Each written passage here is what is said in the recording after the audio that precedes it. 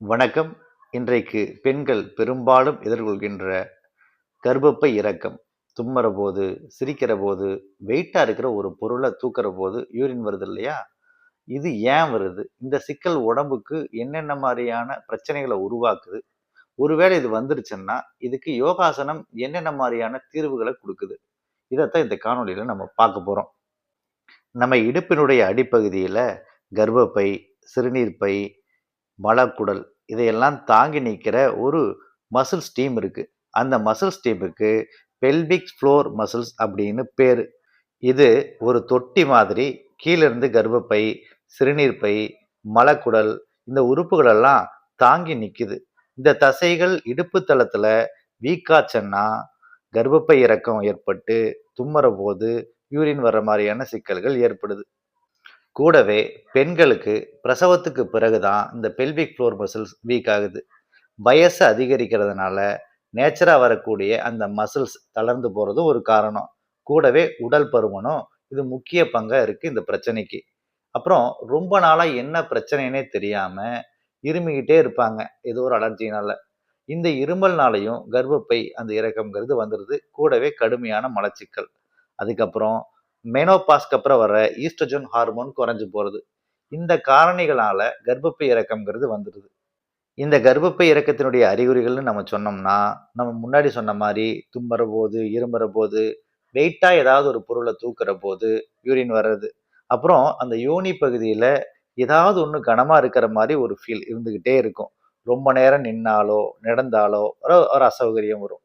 இத சரி பண்றதுக்கு யோகாசனத்துல முதல் நிலை ஆசனங்கள் அப்படின்னு சிலது இருக்கு.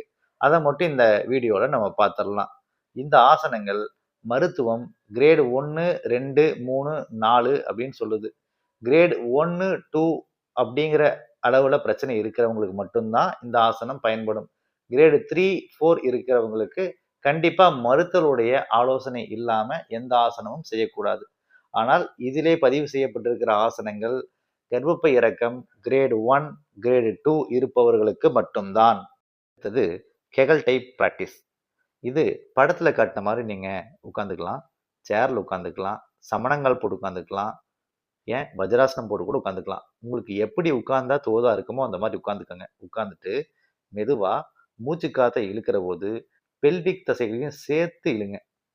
பிறகு 5ல இருந்து 10 வினாடி ஹோல்ட் பண்ணி பிரீத் ரிலீஸ் பண்ற போது அந்த பெல்விக் தசையும் ரிலீஸ் பண்ணிடுங்க. இந்த மாதிரி 2ல இருந்து 5 செட் வரைக்கும் நீங்க செய்யலாம். சில நேரங்கள்ல அஸ்வினி முத்ராவையும் கெகல் டைப் பயிற்சியையும் ஒண்ணுன்னு சொல்லி சிலர் கன்ஃபியூஸ் ஆகிக்கிறாங்க. அஸ்வினி முத்ராங்கிறது ஆசன வாய இருத்தி அந்த தசைகளை மட்டும் இழுத்து தளர்த்தி செய்யற ஒரு பயிற்சி. ஆனா கெகல் டைப் பயிற்சிங்கிறது சிறுநீர் குழாய், யோனி, ஆசனவாய் இவற்றை சுத்தி இருக்கிற பெல்விக் ஃப்ளோர் மசில்ஸை மட்டும் இறுக்கி தளர்த்துகிற ஒரு பயிற்சி. அதனால ரெண்டுக்கும் வித்தியாசம் இருக்கு. ஆனா இது நல்ல பலனை தரும். சேது பந்தாசனம். வீடியோவில் பார்க்குற மாதிரி மேட்டில் படுத்துக்கிட்டு கால்களை மடித்து மேட்டில் வச்சுக்கிட்டு கைகளை கால்களை பிடிச்சிக்கிட்டும் செய்யலாம். இல்லை கைகளை இடுப்புக்கு பக்கத்தில் தரையில் வச்சுக்கிட்டும் செய்யலாம். நீங்கள் உங்களுக்கு எது சௌகரியமாக இருக்கோ அந்த மாதிரி போச்சலில் படுத்துக்கிட்டு மூச்சை இழுத்துக்கிட்டே இடுப்பை தூக்கணும். இடுப்பு நல்லா மேலே வந்தோடனையும் மூச்சை மெதுவாக விட்டுட்டு அதே போச்சலில் இயல்பான சுவாசத்தை கவனிங்க. அதுக்கப்புறம் மெதுவாக 10லேருந்து 12 வினாடி பண்ணிட்டு கீழே இறங்கிடுங்க. அதன் பிறகு மறுபடியும் அதே ஆசனத்தை அதே மாதிரி மூச்சை இழுத்துட்டு செய்யுங்க.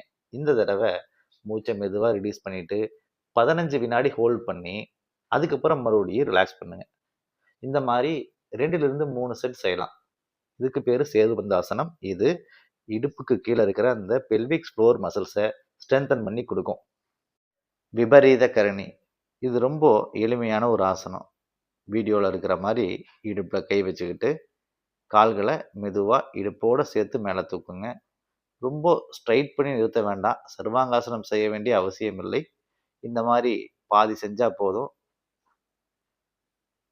இது கஷ்டமாக இருக்குன்னு நினச்சிங்கன்னா நீங்கள் செவுத்து ஒட்டி படுத்துக்கிட்டு கால்களை செவுத்து மேலே வச்சும் செய்யலாம். இது ரொம்ப எளிமையான ஆசனம். இதுவும் உங்கள் பெல்விக் ஃப்ளோர் மசில்ஸை ஸ்ட்ரென்தன் பண்ணி கொடுக்குங்க. பத்த கோணாசனம்.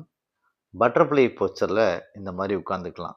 உட்காந்துக்கிட்டு 2 பாதங்காலையும் ஒட்ட வச்சு கைகளில் 2 பாதங்காலையும் பிடிச்சிக்கிட்டு உடம்ப நேராக நிமிர்த்தி உட்கார வச்சுக்கிட்டு மெதுவா 2 மூக்குலயும் காத்த இழுக்கணும்.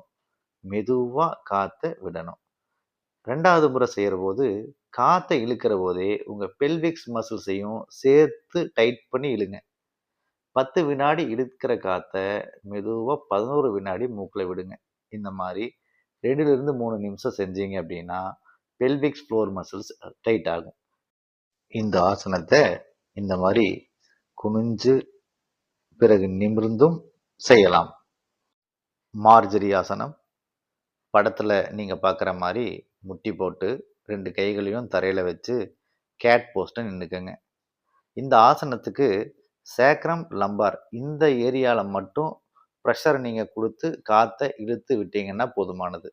படத்துல பார்த்த மாரி 2 கைகளையும் ஊனி 2 மூக்குலயும் காத்த இழுத்துக்கிட்டு, முதுகுத்தண்டு பகுதிய கீழ் நோக்கி அமுத்தி, நெஞ்சு பகுதிய மேல் நோக்கி தூக்குங்க.